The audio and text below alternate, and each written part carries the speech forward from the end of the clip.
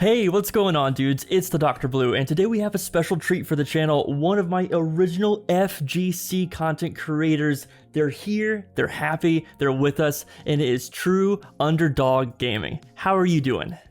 I'm doing pretty good, a bit tired, but I think that's the quarantine talking because I'm just inside all the time. I think I'm throwing off my biological clock. Yeah, it's gotta be. It has gotta be that I'm still in college myself, so I have developed a unique sense of apathy and grind. I am always in a state of potential dozing off or hopping right back into the lab. The all-nighters in college were real, man. I feel you. Yeah. What did you go to college for? I did 3D animation and game design. Oh, that's directly in this field. That's okay, cool. So you've always been a fighting game fan, or has it always just been a video game love affair? It was definitely just video games first, but then when MK9 came out is when I started trying to actually get good. I think everyone plays fighting games a little bit, so like in other words, when the 3D games came out, I would play like Deception or Armageddon, but it was just one of those games you play for like a couple weeks and you go to the next game for a couple of weeks. But then with MK9, I was like, okay, I'm going to actually try and get okay at MK9. I saw tournament footage and I was like, okay, this is fun. Like I watch high level players. I'm going to try and repeat that. And surprisingly, it's like, oh, you can repeat that stuff. So you just like try to learn from them. And that's where it started from. Yeah, I was always the runt of my family. I come from a massive family of like 36 or so cousins, and I was always the younger of the boys. But I remember they played MK from the early years in the 90s. So it's always been a staple of my life, and I didn't get into fighting games until much later, like my late teens and early 20s. It actually didn't start with Mortal Kombat. It started with another NetherRealms game, Injustice. Are you a fan? Mm-hmm. Yeah, I am. I wish they weren't quite as keep away heavy, because I like my Flash and my Bane and my Cheetah, but I do like them. Yeah, it's a good time. And I say that MK11 is actually one of the highest selling fighting games of the past year. It's incredibly successful, and that's primarily the game that you cover. Now, is that, but you didn't just start out there. In fact, how I found you, and the primary bulk of my audience is Dragon Ball FighterZ related. You actually started out as a combo guide / commentator. What's it been like blending those two realms together? Entirely different games, entirely different. Yeah, so like the Injustice is like the oldest video you can find right now, I think, is an Injustice video. And after that it was MKX, so mostly NetherRealm. I tried Tekken a little bit, I think. And then like you said, FighterZ, and that was one of the bigger growth periods of the channel. So that went pretty well. I was just trying to, show the cool stuff you can do in the game. I actually originally wasn't even going to get FighterZ. It looked like it'd be a really complicated game. Yeah, I hadn't played really many anime fighters, except for maybe Persona. Persona 4 Arena. And I was like, these are kind of tough. Like, I don't know. They're not usually my cup of tea, but FighterZ, I played the beta or whatever you call it. And that was pretty fun. So I enjoyed that. And I was like, you know what? I'll do it because the beta got really good views too. So I'm like, okay, I'll see where this goes. And so I'll make some content for FighterZ, and it picked up pretty well. And that game, it was different because normally I do full guides. And for that one, I was doing mostly like the combo guides and like even individual combos. Like here's a really good combo with Trunks. Or here's a really good combo with Adult Gohan, right? And if I watched a pro player, I'd copy that too and say, oh, like, look at this awesome combo from Goichi. This is a cool combo. Now, unfortunately, I'm sure now with all the updates, a lot of those are outdated, but at the time they worked. Now, you're still keeping up pretty well with FighterZ. Every time a new DLC character comes out, you run a series called Terrific or Terrible. Am I getting that right? Yeah, that was originally for MK11, but like I'm out of characters now. So if a new fighting game comes out, then I'll add them to it because I think it's pretty fun.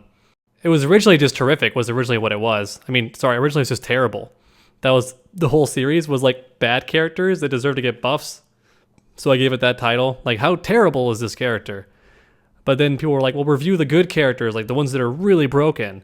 So I was like, okay, well, Terrific sounds like terrible. So that works, and so then it became Terrific or Terrible whenever a new character comes out. Where does the line come between getting content out quickly and getting it out accurately? So, of course, you want to get your content out soon, because you don't want to be the last person to comment on something, because the internet, everyone has a depreciating attention span, so they don't hold it for very long. So you got to get it out to where it's still relevant, but you also don't want to be the least researched video.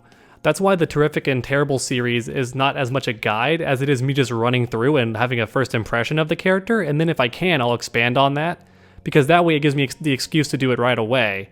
But I can also do a guide in the future if I have to, if I missed anything, which I've done before too. Because back in the day, I would do beginner guide and then advanced guide. But by the time you do an advanced guide, everyone's already moved on, so it's not always worth it. But if I do make any big mistakes when I do the how terrific or terrible, I can then later on do a full guide or just a variation breakdown or the best combos, that kind of stuff, some sort of follow-up if I do mess up that initial video. But I also, if like, a lot of the time I'm at work because I still have my day job. So that means I do get the advantage of actually watching other guides from people who posted as soon as I could, who are full-time YouTubers. So I can watch that during my conference period or during my lunch break and go, okay, this, and then I'll talk about that when I get home. So I get some information from them as well, because you want to be researched. That's like one of my favorite parts about a fighting game, is how analytical it is. There's just so much data. To me, like when a new character comes out, that's the most fun, aside from when the game first comes out, which is always the most fun, because you get to learn every single character, and it feels like every day you get to learn a new character. And it's like, oh, I can't wait to learn this one, and then this character, and that character. And that just feels like a lot of fun. So like, for example, there's going to be that closed beta for Guilty Gear coming up. Yes, yeah, absolutely.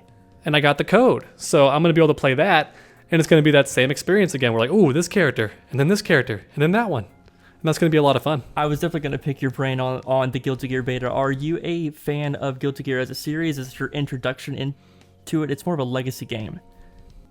I do really like watching it. I've never really played any of it competitively. I don't think I've even played any ranked. Like the beta was really cool because the beta for Rev 2 actually had every single character. So you could play everybody in practice mode.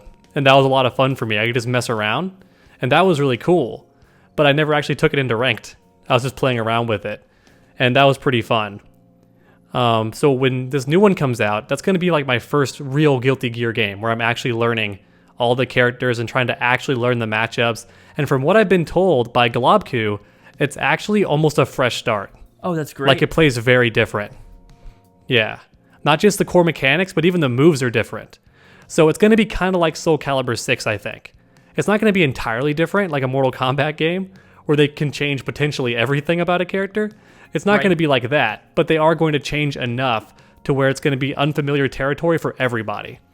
Like everyone's going to be like, okay, this is not the same, but it's familiar. It's very exciting.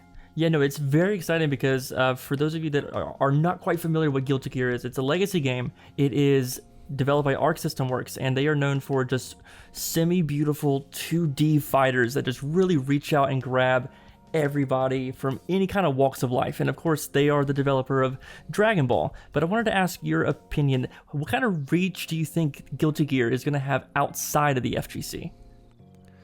You know, I don't know, and I'm not sure how big it's going to be either. I don't know if Guilty Gear is one of the biggest franchises, but I'm hoping it'll get bigger now because every fighting game that comes out now is more popular. We're kind of in a weird renaissance right now for fighting games. Like they're not as big as first-person shooters or anything, and they may never be, but they're bigger than they've ever been. Like it's more common now to have someone playing a fighting game. Whereas even when I was in high school, almost none of my friends who I knew had touched a fighting game and didn't even really want to buy one.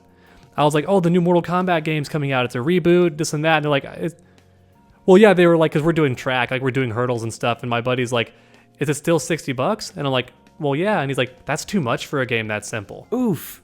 And that comment, I was kind of like, because even I was kind of getting into fighting games for the first time, but I was like, how is it less simple than a first-person shooter? Yeah. Like I was thinking about it, like how is it any? I don't understand that thought process, but that's how people thought. And now I think everyone sees fighting games as just one more genre, and like it's just one more like credible variety of game to play, which I think is really cool. And this Guilty Gear, I do think will be the biggest Guilty Gear in terms of popularity, but I don't know what's considered popular for Guilty Gear or not, you know?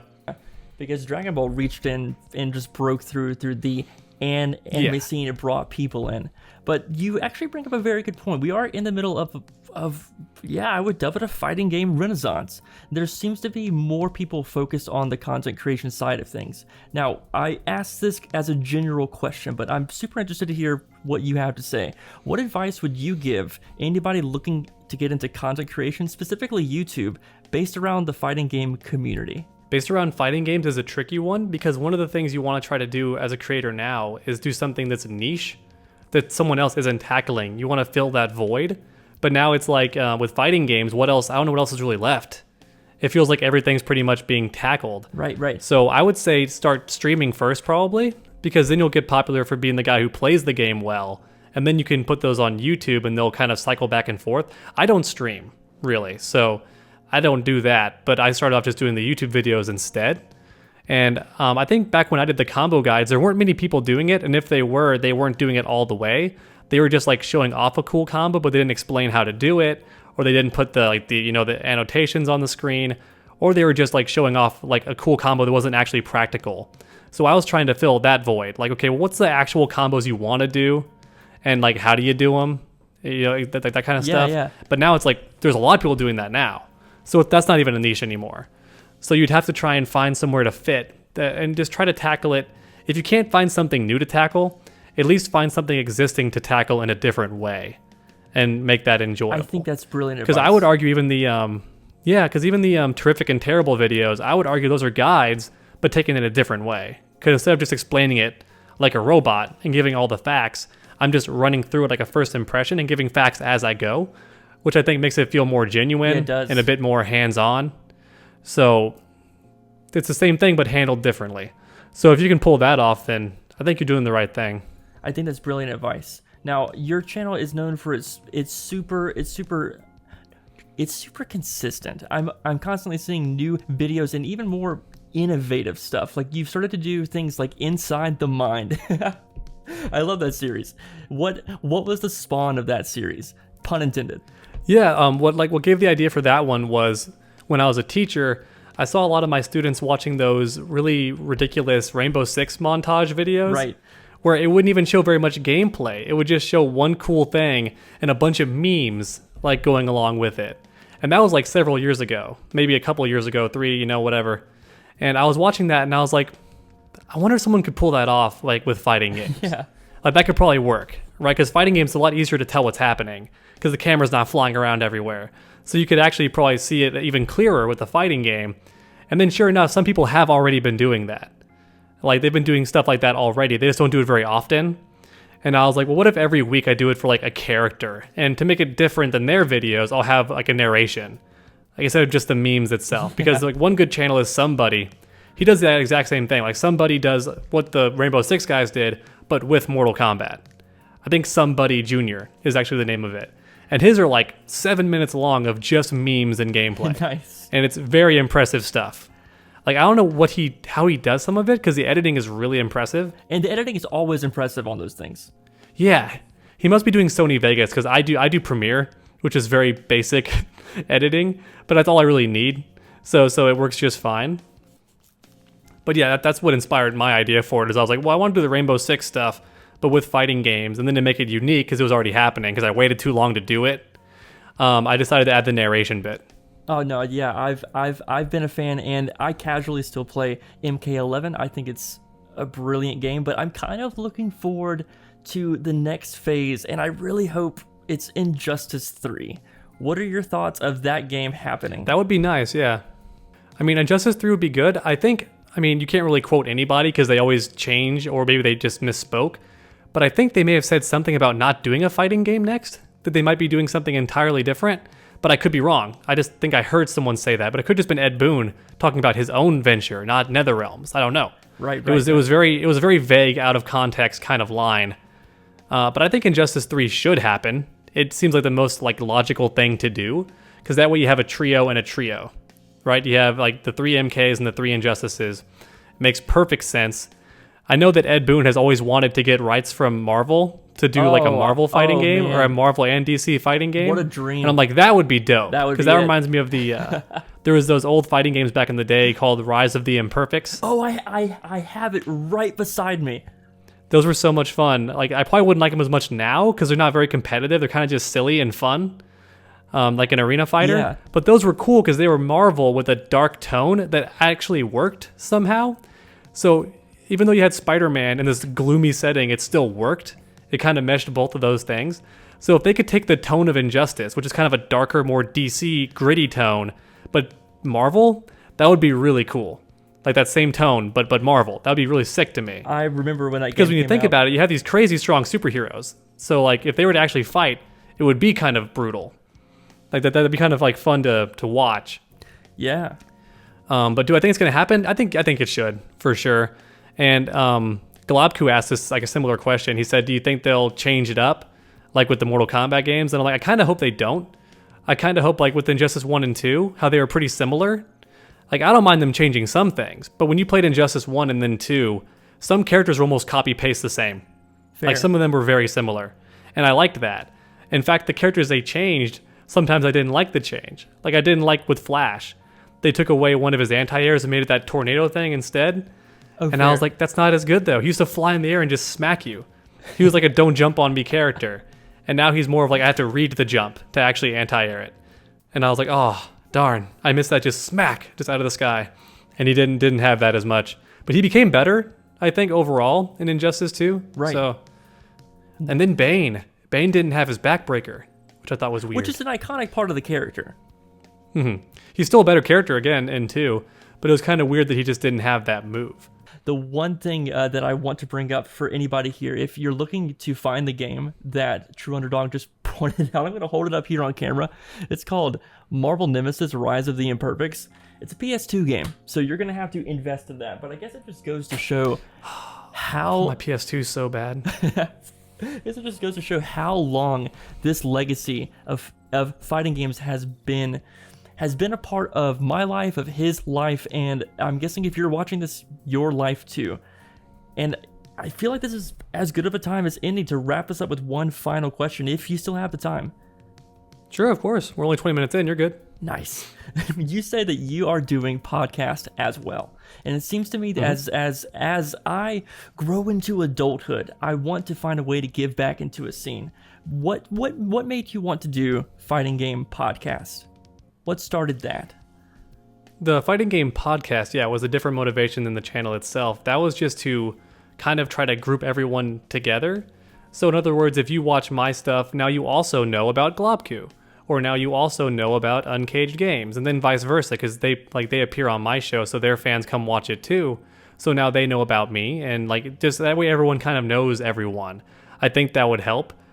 It's kind of similar to what the horror game YouTubers did. Like I feel like everyone knows the horror game YouTubers back in the day, because for a while that was the big thing on YouTube. Right. Like you had the guys who were playing Amnesia and the other horror games, and they were all kind of collaborating and stuff.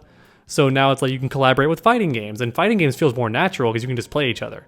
It's a much easier way to do a video together. It's super simple, and so are the podcast things. But also it's because I only recently started even going to tournaments, and even if I don't compete, I'm just there. So I wanted to find out stuff like that. Like this guy is in the FGC, but he goes to tournaments. What's that like? Or this guy's in the FGC, he does commentary for tournaments. What's that like? All that cool stuff. Because everyone has different roles they play. It's absolutely true, and it's the cool thing with the FGC. It's the fighting game community. For the longest time, I was also an instructor, but I was a touring musician, and this has to be the friendliest field I have ever ventured into, and everybody, it is a community, because other communities they're more cutthroat, but it's like we're a lift each other up by our bootstraps type thing. So I just wanted to say from myself and my viewers, I appreciate you giving back to the actual community. That's a big thing. And know that people out there are looking up and across to you, and it's a great example to set. It's a very positive way to say that. It's very good vibes. Oh, thanks, man. I try. Well, guys, this is it. I'm going to go ahead and let True Underdog get back to his content creation. Is there anything you'd like to say before we leave? Not really. I don't think so. I mean, you can find my channel at youtube.com/TrueUnderDawgGaming, I believe. And I think on Twitter it's TrueUnderdawg1 because the original was taken, and I didn't know that for a while, so I was giving traffic to the wrong person. But I think, pretty sure that's it. We can put it on screen or something. And that'll probably be it. I'll link his channel and his Twitter in the description down below. Please go find him. Become part of our community. As for now, I've been the Dr. Blue. Like, share, and subscribe for more content like this, and I will see you guys in the next video.